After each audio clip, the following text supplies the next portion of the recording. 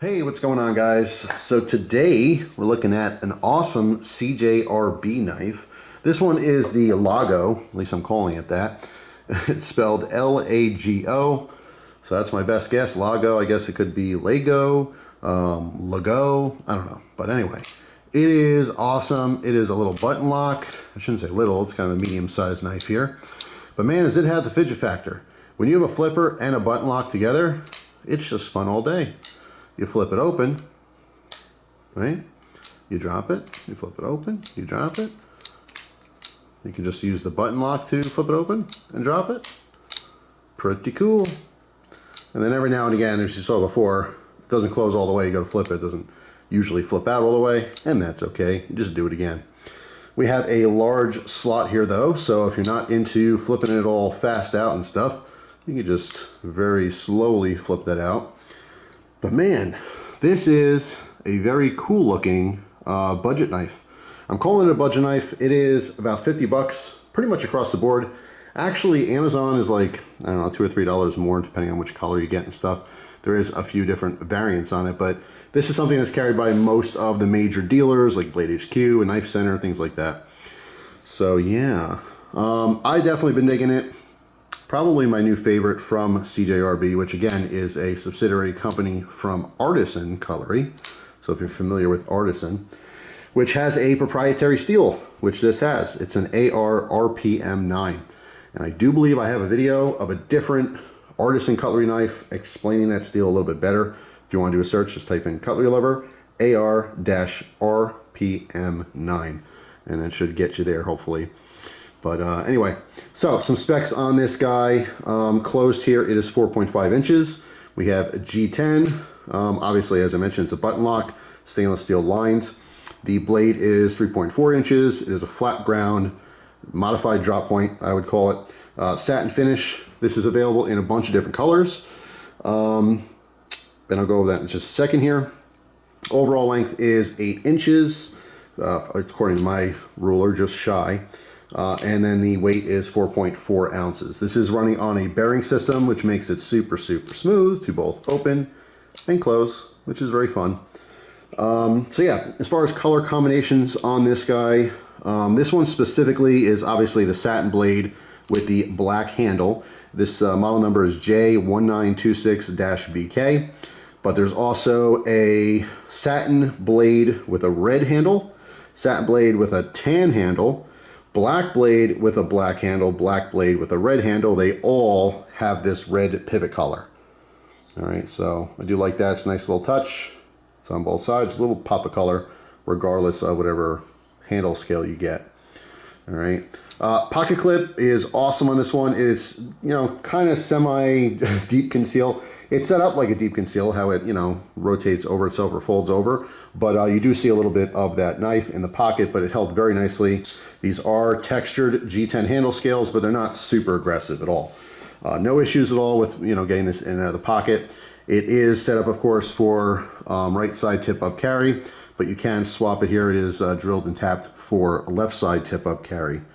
All right, for the 7 people in the world who still want, you know, tip down carry, unfortunately not on this guy. All right, fully open back on this one. All right, as you can see there is some skeletonization on those scales. There we go. You see those holes. And it's pretty straightforward. I mean, it's a button lock. There's a little plunger there. All right. One thing I could say though is it's very comfortable. The ergonomics are very good. The pocket clip does not get in the way at all. I wish it had a slightly deeper finger choil. It's almost begging for it when you squeeze that. There's a little resistance because it's just not, I don't know, as deep as I guess it could be to be super comfortable. Jipping on the back works very nice. Only issue with this guy is I put this through its paces and I did do some hard cardboard cutting. I just happened to have a bunch of extra cardboard I need to cut when I had this knife when I first got it. And since then it's developed ever so slightly, like a hair of up and down play. All right, doesn't bother me though. It's really barely noticeable. I never noticed it actually cutting, of course, but you know, when you do these tests, us knife people, we always do this. We're tugging on our blades and stuff, and really, I mean, if I go like this, generally, I don't feel anything. If I really try cranking, which is what I do, I'm really gripping this. You guys can't tell from the video, I don't have like veins popping out or anything, but I mean, I'm really doing that, and you could feel the tiniest. I mean, it has the least amount of wiggle to actually be able to wiggle. I'll say that. So it doesn't bother me, but it's definitely worth noting. So yeah, I do like the blade design. Of course, we have a little bit of a choil in here. So naturally our sharpened edge comes all the way to the end, which makes this easy to sharpen. Not really a whole lot of belly here. It pierces fine, does come to a nice point here.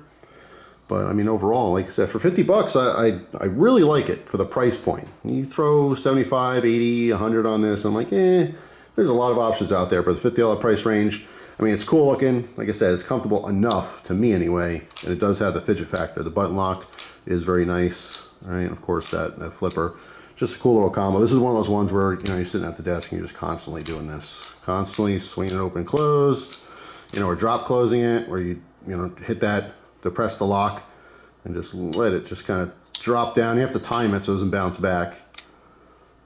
Right, so if I hit the lock, as it's falling, I'm letting go of the lock. Right, so that when it goes back in, try that again. There we go. So let go.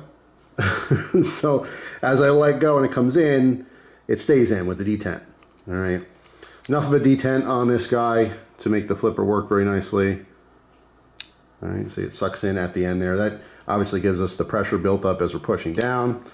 Now, by the way, this flipper is nice. It's not the most low profile flipper at all, and the jimping on top is barely there. It's very rounded, but it's comfortable. So just a push in, and there you go. Simple. As far as packaging here, I do like the little carry case you get with this guy. All right. This one has this like very interesting faux fur, right? It's double-sided. So you can put 2 knives in here. So once you get your knife in there, which is very nice. I mean, it's not going to scratch up or anything. For a $50 knife, stuff like this is so unnecessary. You know what I mean? And some people might complain like, hey, you know, I'd rather it be $42 and no pouch. You know what I mean? Like, what's the pouch costing them? I don't know. I don't know what the pouch costs them. I think it's kind of cool. I do have a ton of pouches. This is at least different. It's different from all the other ones, all these Chinese knives. But like I said, I make accessories like this for a $50 price tag. I think that's very nice. So it's kind of cool they threw that in there. So yeah, that's pretty much it. That is the CJRB LAGO or LAGO or Lego my ego, you know. It's cool. So if you're looking for something a little bit out of the ordinary and you got 50 bucks to spend, might be something you want to look at. There is a lanyard hole on this one. Did not use it all, but it's a straight up hole. All right, so you can easily get some 550 through there. But yeah, pretty comfortable. Again, takeaways is I love the way it looks. I like the way it feels. Man, if they just went a little deeper on that finger trawl, it'd be knockout ergonomics on this guy. I'm happy I don't feel that pocket clip at all. But just that little tiny bit of touch of that blade play, it might bother a handful of people out there. Most people, you'd never even know. And this is just one example. If you happen to have this knife, please check yours. Give it a good tug. Let me know if you have any blade play, because what ends up happening is sometimes I'll make a video and say, hey, there's a little blade play, and someone else gets a knife and there's no blade play. Or vice versa. I say, hey, it locks up great, and someone gets one, and then they go, well, mine doesn't lock up great. What the hell, Jeff? It's, hey, you know what I'm saying? I don't get to check all of them. There's probably tens of thousands of these made. But anyway, that is it. Hopefully you guys enjoy the video. Let me know what you think of this particular knife. And again, give me your feedback if you happen to have one. Let everyone know what you think of yours. But that's it. Hopefully you guys have an awesome day, and I will see you tomorrow with a brand new video. Take care.